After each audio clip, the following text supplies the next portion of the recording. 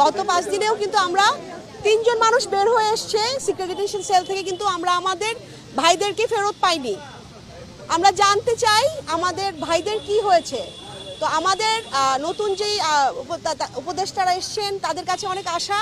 কারণ আমরা একটা অনেক নতুন বাংলাদেশের মধ্যে আছি, আমরা একটা পরিবর্তনের মধ্যে আছি।